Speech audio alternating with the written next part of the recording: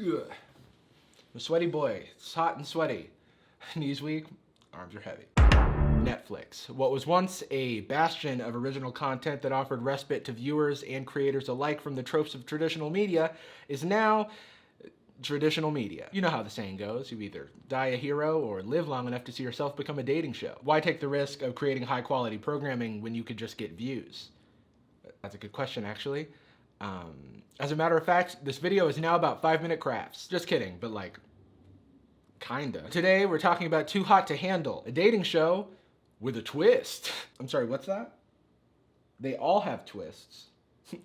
Will all be. A few weeks ago, I talked about Love is Blind, which is another dating show with a twist where people get engaged without seeing each other. It's crazy. It really captivated the masses for a second there. But now the masses have moved on to Too Hot to Handle, which takes another page out of Netflix's dating show Mad Lib by preventing its contestants from using a different one of the 5 senses. Their sense of touch, sexually, anyway. No kissing or sex of any kind. They have to be running out of senses to remove from dating shows at this point, right? Like, tune in next summer for Flavor of Love. Oh, I'm sorry? That's already a show, and it has nothing to do with taste? Missed opportunity, if you ask me. How about Love is Stinky? Coming in summer 2021, 10 singles who rely on their sense of smell are forced to live on a trash island in the middle of the Pacific Ocean, where their olfactory senses prove no use. That skunk is gonna do what? Will they find love without their noses to guide them? I want to smooch, but is that garlic? Or will their useless eyes and ears lead them astray? Normally I use my pheromones to attract a mate, but now I smell like fish. Find out next summer if love is stinky. Excited for that. But I guess in the meantime, we can talk about Too Hot to Handle. I mean, I prepared this whole video and everything. Apparently the people at Too Hot to Handle auditioned 3,000 people to be on the show, which is cool because they picked the 10 horniest people on planet Earth. Our sexy singletons are hot, horny, and completely clueless. These sexy little baby dolls think they're on a normal dating show, but no. They think they're gonna spend their whole summer on a beach and get tons of Instagram followers. Well, newsflash people, reality check, this just in, they are. But they can't kiss, so it's hard. They want to canoodle, they want to snog, they want to knock boots, but if you do that, it's gonna cost you, because there's a $100,000 bounty for the city slicker that can make it out of this rodeo alive. There's nothing Western about the show. I just became a cowboy for a second there. I don't know, man. The actual premise of the show is pretty unclear, to be honest. They don't really give the rules. There is a $100,000 prize, but it's not clear if that's awarded to one person, multiple people, a couple, whatever. All they really tell us is that it will be awarded to the people who show the most growth on this challenge, which isn't even true. They give this whole spiel about how dating apps have made it difficult to build genuine relationships. Because hooking up is as easy as swiping right. Which seems like what every dating show is saying in 2020. Like, they said the same thing in Love is Blind. Your value is often judged solely by the photo on your dating app. I guess Netflix just really hates dating apps. The question is, in a world without sex, will they form deeper and more meaningful connections? So the show is pretty heavy-handed with its premise. Leans a lot into the fact that its contestants are commitment phobic. I don't really do relationships. Only care about sex and apparently have never had a genuine connection in their lives. I have sex every day. And it's never with the same girl. I still don't believe these are real people. I feel like the producers are behind the scenes telling them to say this shit. What I'm most proud of is my penis. That's the thing you're most proud of? You would think you'd choose, I don't know, something you have control over, something you worked for, that you've accomplished. But hey, I don't know, maybe he was born with it. Maybe it's Maybelline. My crackpot conspiracy theory is so that they can make it seem like they grew a lot by the end of the show, when in reality they were probably just normal people to begin with. Anyway, the start of the show is like these horn dogs arrive on the beach, and for 12 hours they're not told about the rules of the show, so they're like, holy moly, I'm gonna do some boning this summer. But Not a twist. We're told about the twist, and it's revealed that the show is hosted by an artificial intelligence / air freshener named Lana. I'm Lana. Lana's not gonna let these cool kids get away with anything. She has eyes everywhere, thanks to her state-of-the-art military-grade surveillance technology, and definitely not the reality TV camera crew that is filming the contestants at all times of the day. Nope, it's definitely Lana. Lana will be watching our horny guests in the wild. And she will be secretly gathering personal data before she lays down the sex ban. Personal data? They make it sound like Lana is gonna steal their identity. You don't have to like secretly find out information about them. They gave you all their information when they auditioned for the show. So other than being hosted by a Wish.com Alexa, Hi. the show has another disembodied voice, its narrator, who serves to pretend to be our friend and crack wise at the contestants' expense. I looked at Chloe this morning and I'm thinking, #blowy. Gross, Bryce.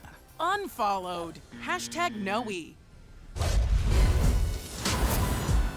If you've seen The Circle, it's exactly like that disembodied voice because they're both a part of Netflix's reality show Starter Kit, which means they stole it from Love Island. Spoiler alert, by the way, I'm gonna say whether or not things were too hot to handle because I don't think it matters, and I'm making this video for me. But don't worry, you're still gonna want to watch it, I think.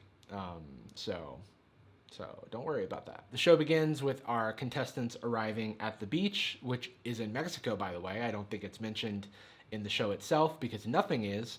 The show tells you nothing. First off, we've got Chloe, who is British and 20 years old. So I'm like, yeah, of course she's a commitment phobic swiper or whatever the fuck. Like, she's barely out of high school. The other thing about the show, and a lot of reality shows, is that they reduce someone to like one singular trait or characteristic.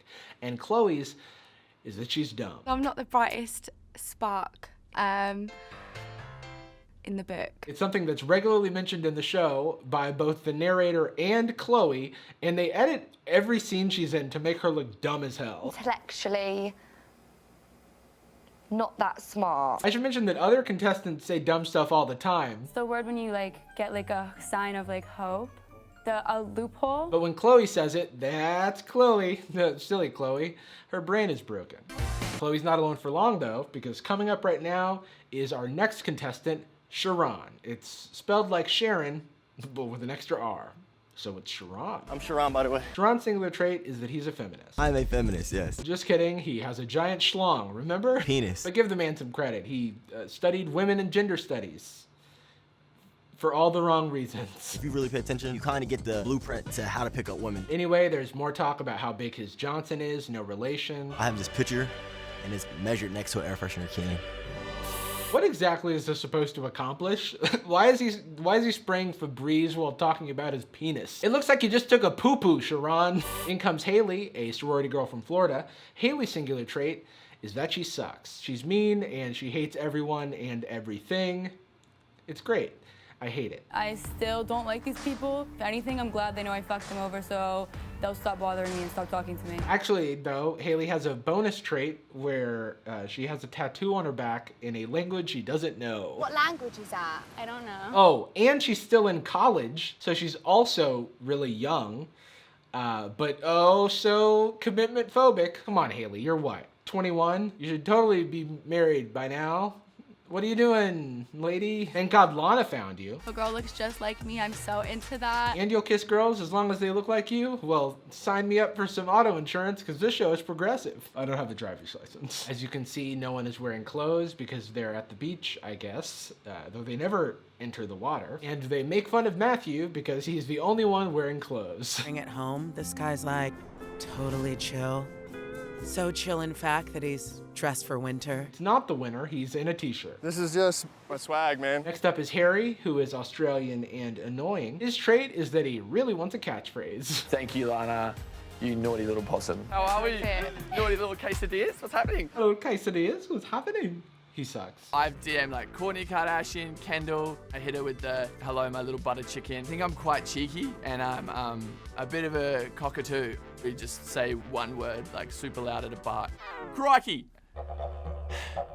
And then boom, girls come over, like, let's go get some brunch. You say crikey at the club, Crikey! and then girls come over and you invite them to brunch? Hey ladies, why don't we meet up tomorrow at 11 a.m. for some Huevos Rancheros. And also there's David, the sensitive soft boy next door who's chiseled out of stone. How do you describe the quintessential British gentleman? Man, there's a lot of people on this show. Nicole is there too. She's Irish and there's Kells, who likes working out, clearly, and puts how many people he's been with in terms of how much he's played FIFA. I've played FIFA more times than I've slept with girls. Fact. Which is something that we don't know as the audience. I don't know how much FIFA you've played, Kells. Is it a lot or a little? It's less than 1,000. Kells is the accountant on the show. I'm the rule breaker, so. And I'm Nick Evans. He doesn't have any background in accounting, but it's a nickname given to him because he cares about not losing money, which you would think everyone would want to win the prize. There's Rhonda, and Rhonda's intro is quite boring. I would rate myself a 10 out of 10. But I know for a fact that she's not boring based on details that are revealed later in the show. So I'm just saying that now so that we can come back to this later and be really confused. This hottie with a body is Francesca, and she's the Kardashian of the group, except for she's Canadian, and that's the only difference I found. Usually people get on the show to gain a following on Instagram, but Francesca already has 300,000 Instagram followers and is an Instagram model. I have 310,000 followers right now. So they're wasting no time. Last but not least, we have Matthew, who is the black sheep of the group, because he's unlike the rest of the contestants in almost every single way. For starters, he's wearing clothes on the beach. I love the commitment to the look. In this heat, you're wearing a beanie. I think that's Bro. strong, mate. Which everyone makes fun of him for. Is it like a religious thing or? So everyone on the show is cocky, sometimes literally, but Matthew likes to flex his spiritual superiority over the group. I'm a deep thinker. I think about everything a lot. Based on the way he looks and talks, everyone calls him Jesus from like the first, I don't know, minute he's on screen. Who is Right, this good Jesus decision. character? But to me, he kind of seems like a bad actor playing a hippie in a Geico commercial. None of the elements of his character add up exactly. He was on America's Next Top Model, for Christ's sakes. For Jesus Christ's sakes. Don't worry about Matthew being better than everyone else in the group, because he also sucks. I've often joked about like spreading my seed and just kind of rolling the dice of my genetic build with different women and races around the world. Gross. If these people seem like cartoons and caricatures, it's probably because this show is based on an episode of Seinfeld. Too Hot to Handle claims to have the goal of determining if abstaining from sexual contact makes it easier to build meaningful relationships, or will the temptation be too hot to handle? That's like the premise and stuff. So how did they do? Do people form meaningful relationships? Kinda. Is the temptation too hot to handle? Also, yes. In fact, I would argue that the show didn't know where it's going. It feels like they came up with the premise of the show by spinning a giant wheel of Netflix reality show ideas and just stopped there. The pacing is all over the place, and concepts and rules are introduced at seemingly random times, considering the show is only 8 episodes long. As an audience member, I just felt disoriented as to what was going on, so I was forced to focus on the pretty people making kissy-kissy. The main driving force behind Too Hot to Handle is the relationship between Harry and Francesca. Maybe they drive the show because they're two naughty little possums we just can't get enough of. I'm a rule breaker. Francesca's a naughty little possum. Maybe they take the rules of the show and drop a big steamy dookie on them. Now that's what I call Too Hot to Handle. Whenever there's drama of any sort on the show, it's safe to say that these two lovebirds are involved somehow. Harry and Francesca are the first to break the rules the morning after learning about the rules. I think so, at least. It's never clear in the show how much time has passed. No one knew how much this kiss was gonna cost everyone, but also no one ever really learns how the prize works, which is kind of a major problem in general if that's something that we're supposed to care about. As soon as the rest of the group finds out that Harry and Francesca cost them $3,000 for a single peck, Harry takes the opportunity to throw Francesca under the bus immediately. Who kissed who? Huh? Because you said Frankie kissed you. Right. He said I kissed him. Yeah. Ladies first, I guess. And they say chivalry is dead. I'm gonna kiss you and then it's just gonna be on and no one will know. To get back at that little Australian shepherd, Francesca launches an evil plot to waste even more money because everyone is mad about the money they lost. So the way to make it better is to lose more of it. It's basic arithmetic. I would love if we lost everyone money. Haley eagerly agrees to Francesca's plan, despite the fact that they do not look alike, and that was supposed to be a problem for her. Wow, our contestants are growing so much already. To keep the growth going for everyone in the rest of the house besides Haley, they hold these workshops that are like supposed to aid the contestants in their personal journey, but don't get it twisted, they're sexy. The first one is a shibari workshop, which is a Japanese form of bondage. Which I can only assume helps people bond. Anyway, Harry and Francesca are paired up, and they're not on the best of terms. Walk away now if you're not feeling it, but Obviously, I'm not feeling it. But eventually, Francesca is able to release some of her frustration by tying Harry up like the naughty little possum he is. Workshop success! Also, Kel's tied up Haley and started carrying her around like luggage, and that's bonding. There's definitely an aura, an energy, and a horny, frustrated tension in this place. I'm starting to look at the fish differently. That's how long it's been. How long has it been exactly? Days and weeks in the show, past like seconds and minutes, because that's how television works, but we're given no other clues as to how much time has passed, so it's impossible to relate to the characters about what they're feeling. I'm not gonna lie, I had like this weird tingling sensation downstairs. And I'm like, oh, come on, calm down, big guy. I have a sneaking suspicion that the producers don't want you to know that they only filmed for a month so that you just assume they were there for longer. I'm sure there's a lot of people who would not find it difficult to abstain from sex for a month, but sex and love addiction is a real thing that real people struggle with and would be a totally valid and interesting conversation to have, but this show is not interested in having it. Instead, Chloe gives us this gem. This whole experience is like so deep, man. It's like, so deep. Yeah. it's really like is. we're in sexual rehabilitation. Yeah. We're all like. But with our minds? Yeah, Chloe gets it. Damn. Open your third eye. I just want to hear Chloe describe other things in terms of sexual rehabilitation. This whole dinner is like so deep, man. It's like we're in sexual rehabilitation. But with our mouths? Harry and Francesca are not the only ones finding love in paradise.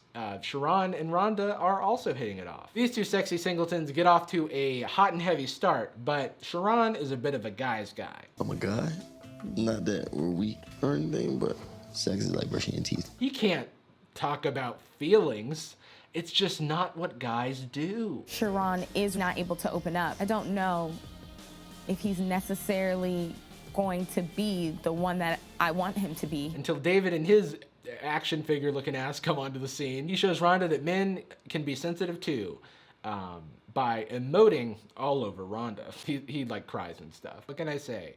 We stand an emotionally vulnerable case. Sharon gets jealous because Rhonda takes to David's sensitivity, and so he goes over to David to be like, WTF, man, bro code and stuff. Obviously, you're sneaking me. You see what I'm saying? And then David tells Sharon that if he listens to the feelings in his abs, David will back off, and Sharon is allowed to be the partner that Rhonda deserves. And Sharon listens to David when he tells him to open up because David is a man. So they squash the beef and do what all bros do when they resolve a conflict and celebrate a mutual erection. Just don't get a boner, bro. Sharon and Rhonda stick together for the remainder of the show, but not before racking up a $16,000 bill for some easily forgivable hanky-panky. We've lost money, but on the flip side, I've seen massive growth from my boy Sharon. Claps for you, buddy. Why does no one seem to care about losing money? I get it, they're forming a connection, but like, it was too hot to handle. They failed the test. In the third episode, this guy shows up, and he sucks, but he's the ladies' man, allegedly. The last time I had sex was at the hotel last night. I mean, not to judge, you didn't want to settle into your hotel first? I'm sure the flight was long, but okay. Bryce looks like if boat shoes made love to a tanning bed. I probably have sex every day. None of this feels real, you know? The people are so unbelievably confident in the show that it makes it seem like the producers are making them say these things. I am a sex icon. Also, Bryce is kind of a bad musician. Can't get But the ladies love him, supposedly. No one on the show loves him, but I presume outside of the show, he can get with any lady he wants. Meanwhile, in main character land, Francesca hasn't completely forgiven Harry, so she kicks off a little flirt session with Kels, the self-described accountant slash lion of the group. Kells cares about money and rules, which makes him unique in this group. This accountant is not going to be embezzling any funds. After a few hot and heavy moments, he manages to avoid a kiss from Francesca, and she is pissed because apparently she's never experienced rejection. If what we have is real, we can still kiss another time. What the fuck? After a little flirt with Kells, Francesca decides that her heart is still with Harry, so she lets down Kells easy. I think we should just take a step back and like stay friends for now. And he just goes back to lifting weights for the rest of the season.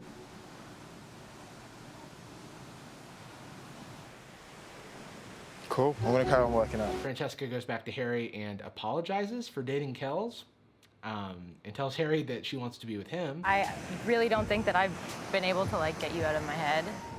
Harry manages to not apologize again for throwing Francesca under the bus, and if they're gonna be together, Harry has some demands. Number one, I want you to give me 110%. Number two, communicate with me. And number three,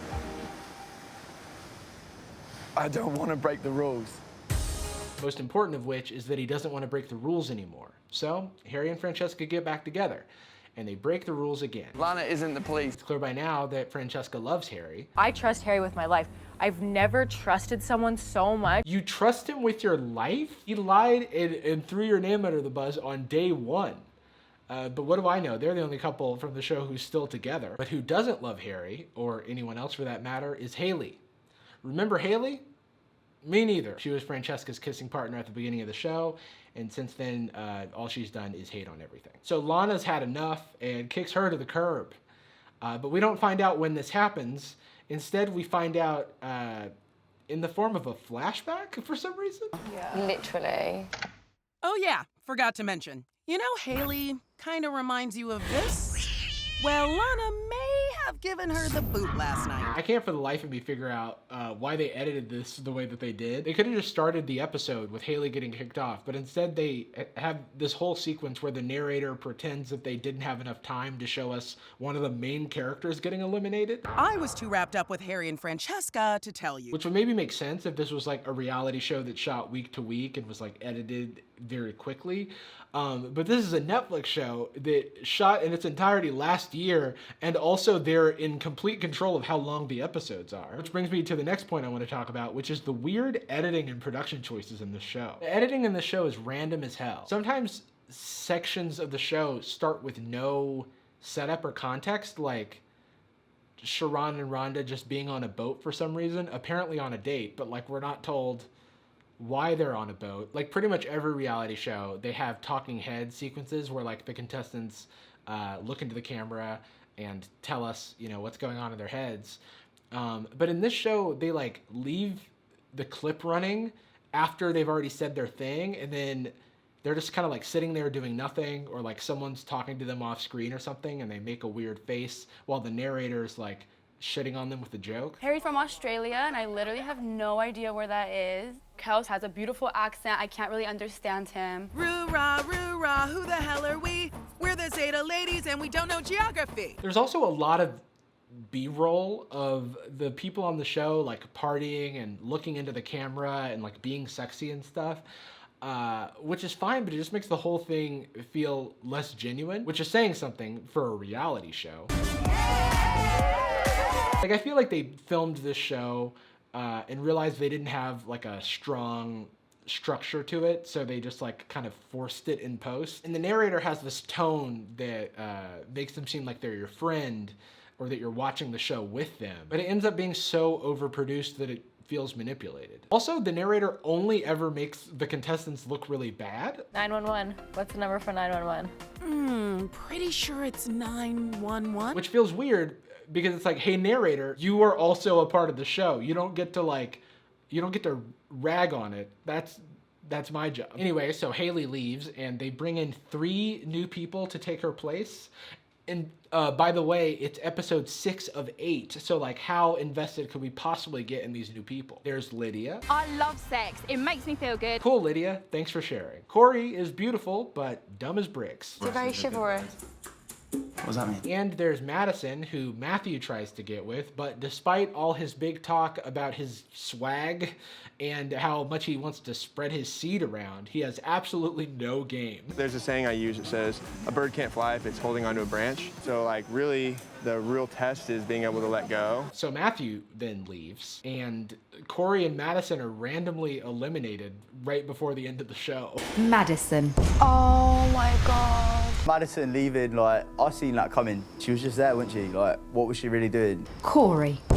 You know? By the way, we never learn the criteria for eliminating someone. It just happens with absolutely no explanation. So Lana's reasoning, I still can't believe I'm personifying a traffic cone. The explanation they do give for kicking off Corey and Madison is that they didn't grow enough while they were in the show. I have observed that not all of you have invested in the process equally. No shit. You gave them a fourth of the time as every other contestant. Corey barely had enough time to learn what chivalrous means. Didn't see that one coming, did you? I guess chivalry is dead. Okay, so we're basically at the end of the show now. What am I leaving out? Oh, Rhonda has a son. I'm ready to talk to Sharon about my son. You heard me right, folks. Rhonda, who they introduced with this lazy-ass intro. Got a nice butt. And also spent 7 episodes telling Sharon to open up and share more about himself, was hiding a child. You are hiding a child. So we're at the end of the show, and there's $50,000 remaining in the prize pool. And most of that money was lost by Francesca and Harry. This is the most serious rule break so far, and will therefore incur a heavy punishment. The fine for this indiscretion is $20,000. So Lana gives them one final challenge to win back half of the money that they lost by spending a night together and not doing it. And they do it. They don't do it. They succeed at their goal of not doing it. They don't have sex. They didn't have sex. Good job, guys. So with $75,000 in the pot, it's time to decide the winners. And drum roll, please. It's everybody. Everybody wins. Everybody wins the money. You are all winners. Why does everyone win? What lesson is that? Like, what does that say? Does everybody win $75,000? They split it. Congratulations, you never have to work again. They split the 75 grand amongst like 11 people or like 10 people or something. I did the math, and it's it works out to like $16 an hour. So, you know, hey, that's something. But hey, they're not doing it for the money. They're doing it for the Instagram followers. Francesca came on the show with 300,000 followers, and now she's up to 3 million followers. That's crazy. Damn, Bryce has 300,000 followers? I guess everyone did win. Why does everyone win the show? Kells didn't like hold back and restrain himself for the entire season, losing not a single dime to have the same result as Francesca, who is leaving the show with the same amount of money and a long-term relationship. Harry and Francesca in the room, probably gonna blow dough. Do you know what the thing is? Like, I'm paying for a room I don't even get to use. It's almost as if you're rewarded for taking all the resources that are supposed to be for the group and using them for yourself. You know, like, not to get too like game theory on you, but this is like a zero-sum game. No, like you have $100,000, which is like the relationship points that you can use to have a physical connection with somebody, and the people who used those points are the people who left with the physical connection. Nobody who didn't touch on this show left in a relationship. Your actions affect the experience of the whole group. So like by indulging in your own physical temptation, you're taking away that opportunity for other people. Meanwhile, Chloe and David are forced to kiss a strawberry. But in the end, they're applauded for their restraint, and everyone is the winner? No, I'm pretty sure it's Harry and Francesca. Everyone else got a $7,000 consolation prize and fewer Instagram followers. The lesson here, I guess, is to not share things. Nope. Hog it all for yourself and you'll win. The show really like pats itself on the back for the growth that these people have gone through. But like how much can really happen in a month, you know? Not to belittle it, but like they really do treat it like these people are changed forever. I definitely know that I'm gonna be the new Lana for all my friends, that I'm gonna be preaching these weird things to them, and I'm literally Mother Teresa, and I'm gonna spread my knowledge to the world. And maybe they are, but like, it was like, what, 4 workshops? So, this show is bad, and that's fine. Trash TV is fine. It's the f***ing apocalypse, guys. We're all just goofing here. I had fun watching it, and I also had fun making fun of it. In fact, it seems like it was made to be made fun of, so I'm just doing my part. Goodbye. Thanks to Aisha Kazi for sending me a message on Instagram. I have no idea if I'm saying that right. If you want me to butcher your name, you know what? Send me a message on Twitter this time. Aisha said she's gonna cry if this is in one of my videos, and I had to include it because I love making people cry.